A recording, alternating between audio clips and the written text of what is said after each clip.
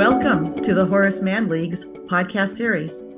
This program is dedicated to superintendents, professors of education, association leaders, and others who believe the common public school is the cornerstone of our community and our democracy. My name is Jean Collins DeWeese, Executive Director of the Horace Mann League. With me today is your host, Jimmy Minicello, Director of Communications and Public Relations with AASA, the School Superintendents Association. I am so excited to welcome our next guest to the Horace Mann League podcast series. He is a friend of the Horace Mann League and certainly a friend of public education. Dr. James A. Banks is the Kerry and Linda Killinger Endowed Chair in Diversity Studies Emeritus at the University of Washington in Seattle. His research focuses on multicultural education and diversity and citizenship education in a global context. He received the Outstanding Public Educator Award by the Horace Mann League in February of this year, and he is about to share his speech given at the Horace Mann League Award Luncheon in San Diego, California. I am honored to give a presentation at the annual conference of the Horace Mann League. The title of my presentation is Diversity in America, Teaching Students to Know, to Care, and to Act in Global Times. The diversity within the United States and the world present both challenges and opportunities to educators. The increasing diversity in America also creates a defining moment, a time in which the essential nature or character of a person or group is revealed or identified. How the United States responds to its increasing diversity in terms of race, class, gender, religion, language, and sexual orientation is a defining moment that will determine its fate. First, I will describe the challenges of diversity in global times, and then the opportunities it provides public school educators. We are living in difficult times in both the United States and around the world. More than ever, we need thoughtful, active, and committed citizens who will act to make the U.S. and the world more just and humane. Hard times at home and abroad test a nation's values and resolve. The histories of ethnic groups in the United States, such as African Americans, Mexican Americans, American Indians, and other groups of color, teach us that out of desperation comes hope, and out of oppression come possibilities, and that even dark times provides an opportunity to affirm our commitment to human freedom and to social justice. The troubled and challenging times in which we live demand teachers and administrators who have a vision and a deep commitment to values such as justice and equality, values that were at the heart of the civil rights movement and of the dream of which Martin Luther King spoke so eloquently. We are living in difficult times that try our souls. Schools need to address issues of social justice, in addition to teaching the basic skills required by academic standards in most states. This is very important today because of the problems that the U.S. and the world face, including increasing income inequality, structural racism, and the serious problems and challenges to democracy in the United States and in other nations such as Hungary, Italy, Turkey, and the Philippines. Schools are also facing many challenges today, including helping students to attain the knowledge and skills they need to succeed on high-stakes tests, that measure basic skills. All students, of course, need to master basic skills in reading, writing, and math. However, these skills are necessary, but not sufficient. I am deeply concerned about an education that is narrowly defined as academic achievement and basic skills. We should be educating students to be reflective, moral, and active citizens in a troubled world. The world's greatest problems do not result from people being unable to read and write. The world's most momentous problems result from people in the world being unable to get along and to work together to solve the world's problems, such as global warming, poverty, racism, sexism, and the threats to democracy throughout the world, including in the United States, as indicated by the attacks on the U.S. Capitol on January 6, 2021. Autocratic leaders also pose a challenge to democracy. We have autocratic leaders in nations such as China, Russia, Hungary, and Italy. Democracy is fragile in nations throughout the world, and authoritarianism and pernicious nationalism is on the rise. Clearly, skills in numeracy and literacy are essential for citizens in a democratic society and global world. However, they are not sufficient. Some of the most unconscionable acts that have been committed in the world have been done by highly literate nations and cultures. Germany was one of the most literate nations in the world when its leaders presided over the death of 12 million innocent people, including 6 million Jews in the Holocaust and 6 million other targeted groups, including people with disabilities and people who were gay. Germany, after all, was the land of Beethoven, Bach, and Max Weber. In addition to teaching basic skills, schools need to educate students for cultural and global citizenship and social justice. This is an education that not only educates students' heads, but also their hearts. By cultural and global citizenship education for social justice, I mean an education that teaches students to know, to care, and to act. Knowing, caring, and action is the essential and critical goal of cultural and global citizenship for social justice. I will return to these issues and goals later in my presentation. First, I think it's very important as we plan our curriculum in this diverse world and diverse nation, we should understand how diversity is changing in the United States, which poses a challenge to schools in the nation. For example, the foreign-born population in the U.S. increased by 1.6 million between September 2020 and September 2021. Schools in the U.S. are characterized by rich ethnic, cultural, language, and religious diversity. Immigrant youth are the fastest growing part of the child population in the United States. 1 in 5 children in the U.S. is the child of immigrants. American classrooms are experiencing the largest influx of immigrant students since the beginning of the 20th century. Approximately 12.6 million new immigrants, documented and undocumented, settled in the United States in the years from 2000 to 2016. Less than 10% came from nations in Europe.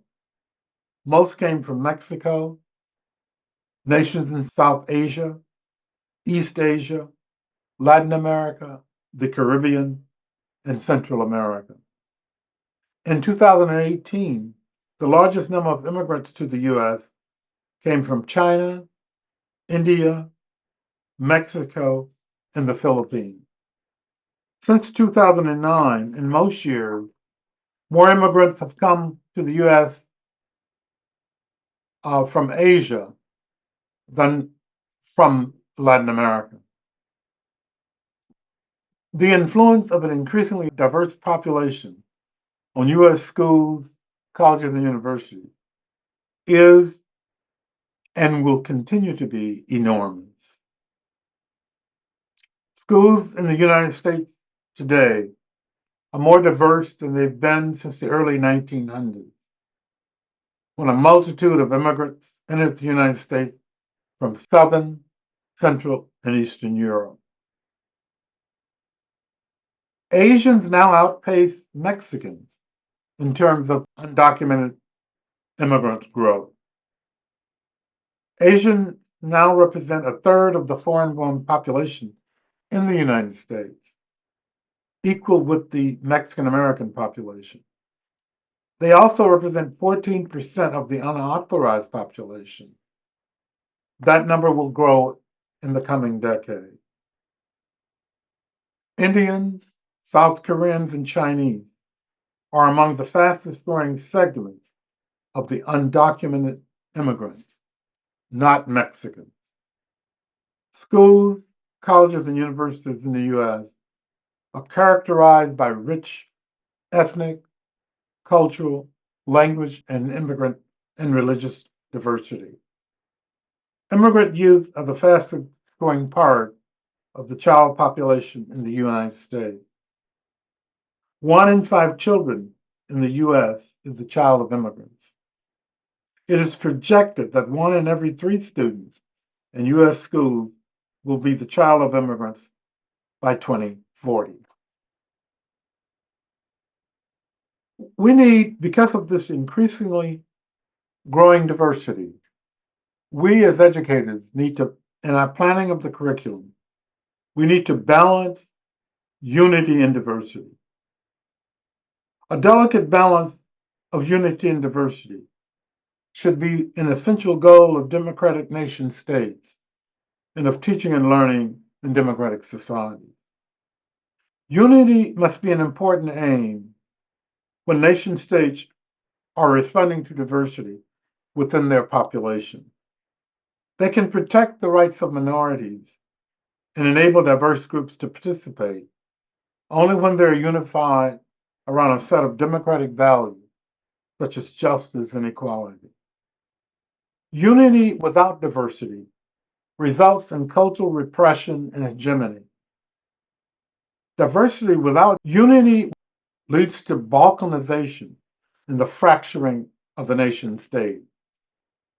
Diversity and unity should coexist in a delicate balance in democratic, multicultural nation states, such as the U.S.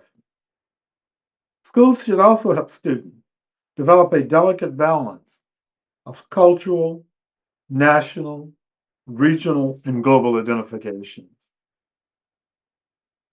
A goal of a multicultural citizenship global education curriculum should be to teach students to know, to care, and to act. And in the rest of my talk, I will elucidate and discuss in more detail teaching students to know, to care, and to act. First, I will discuss teaching students to know. As we teach students to know and integrate the curriculum with multicultural content, we should put the voices of women in the curriculum while we are fixing it.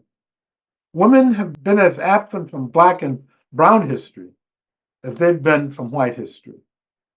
Ella Baker, Fannie Lou Hamer, Daisy Bates, and other Black women in the Civil Rights Movement have been marginalized in the curriculum. We learned a lot about men in the Civil Rights Movement, such as Martin Luther King Jr. and Andrew Young, but very little about women such as Ella Baker. Baker practically ran the Southern Christian Leadership Conference, which was the organization that King headed. She practically ran that organization behind the scenes, but the men get the credit, such as Andrew Young and Ralph Abernathy. We need to add women like Ella Baker, Daisy Bates, and Fannie Lou Hamer to the curriculum. We also need to rethink how we depict women in the curriculum, such as Rosa Parks. We need to move our depiction of Rosa Parks from Rosa Parks the tired to Rosa Parks the activist. On December the 1st, 1955, Rosa Parks was arrested for refusing to give up her seat to a white writer. Parks writes, "People always say that I didn't give up my seat because I was tired, but that isn't true. I was not tired physically. I'm no more tired than I usually was at the end of a working day. I was not old, although some people have an image of me of being old then. I was 42. No, the only tired I was tired of giving in." We need to reimagine, rethink, and re-envision America. We need to help students to view events and concepts in the U.S. and the world from diverse cultural, ethnic, and regional perspectives. Only in this way can we help students to develop critical thinking skills and complex interpretations of our nation and world. We need to help students to rethink concepts such as the New World, the European discovery of America, pioneers, settlers, the Westward Movement, manifest destiny, and American exceptionalism. We might ask our students, what words might they use to describe the settlers and the pioneers? They might call them undocumented immigrants when looking at it from their point of view. Tony K. Bambaro said that we are at war over the truth, and we have a responsibility to tell the truth. Richard White, the revisionist Western historian, was at the University of Washington and now at Stanford.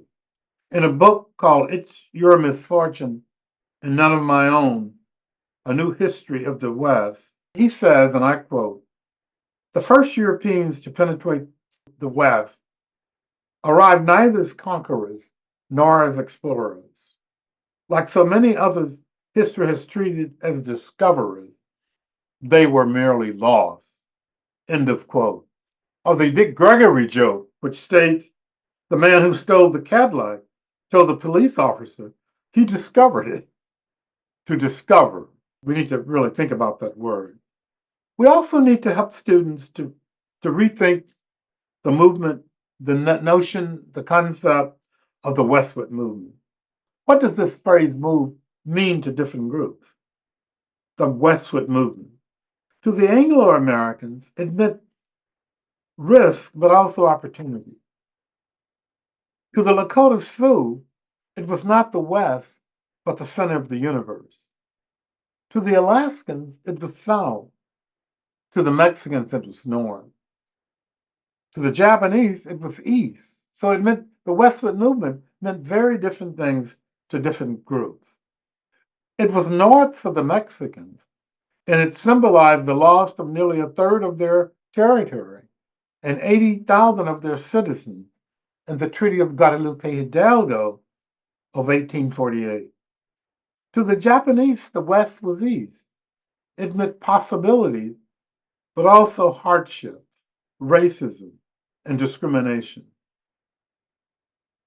The historian Patricia Nelson Limerick at the University of Colorado writes, "The Mexicans came north, the Chinese and Japanese came east. The Alaskans went south. The Native Americans tried hard to stay put." They fought to stay where they are. They did not want to move. We need a new overarching historical narrative, a meta-narrative to replace the mainstream meta-narrative that now dominates the curriculum. Ronald Takaki tried to construct such a meta-narrative in his book, A Different Mirror, A History of Multicultural America. We need to include multiple perspectives in the curriculum in order to implement a critical and transformative multicultural citizenship education and to more closely approach the truth. The more perspectives in the curriculum that we include, the closer we can get to the truth of what actually happened. All of us can be victors in the war over the truth if we tell the truth from diverse perspectives. We should keep this quote in mind. We cannot transform the world until we transform ourselves. To know, to care, and to act. Now to care. We need to teach students to care. Horace Mann, in his commencement address at Antioch College in 1859, he told the graduates to be ashamed to die until you won some victory for humankind. Margaret Mead said that a handful of committed people can change the world. Indeed, it is the only thing that has. And finally, we need to teach kids to act. Dante said that the worst place in hell is reserved for those who, in times of great moral crisis, take a neutral stand. Edmund Burke said that the only thing necessary for the triumph of evil is for good men and women to do nothing. And Marion Wright Elderman said, service is the rent we pay for living. It is the very purpose of life and not something you do in your spare time. Audre Lorde said, your silence will not protect you. And Gloria Steinem said, the root of oppression is the loss of memory. Martin Luther King's life exemplified knowing, caring, and acting. He was a transformative leader. King said in one of his last speeches, it is my deep conviction that justice is indivisible, that injustice anywhere is a threat to justice everywhere. For those who tell me I'm hurting the civil rights movement and ask, don't you think in order to be respected and in order to gain support, you must stop talking about against the war? I can only say that I'm not a consensus leader. I do not seek to determine what is right and wrong by taking a Gallup poll to determine majority opinion. And it is again my deep conviction that ultimately a genuine leader is not a search of consensus, but a mold of consensus. On some position, the coward asks the question, is it safe? Expediency asks the question, is it politic? Vanity asks the question, is it popular? But conscience must ask the question, is it right? And there comes a time when one must take a stand that is neither safe, nor politic, nor popular, but one must take it because it is right. And that is where I find myself today. King also said, we will live together as brothers and sisters, or die separate and apart as strangers. And finally, I'll end with a quote from James Baldwin, which encapsulates many of these ideas that I've been trying to talk about today. In an open letter he wrote to Angela Davis when she was a political prisoner in California, Baldwin said, if we know, then we must fight for your life as though it were our own, which it is, and render impassable with our bodies the corridors to the gas chamber. For if they come for you in the morning, they will come for us that night. Thank you very much. Thank you, Dr. Banks. And on behalf of the Horace Mann League, but more importantly, public education, thank you for listening. You've been listening to the Horace Mann League podcast series. Our members are committed to Mann's ideal that the public school is one of the central unifying influences in American life. All of our podcasts are listed on YouTube, as well as the Horace Mann League website, hmleague.org. We also invite you to join the conversation through social media by accessing #HMannLeague. Once again, thank you for listening.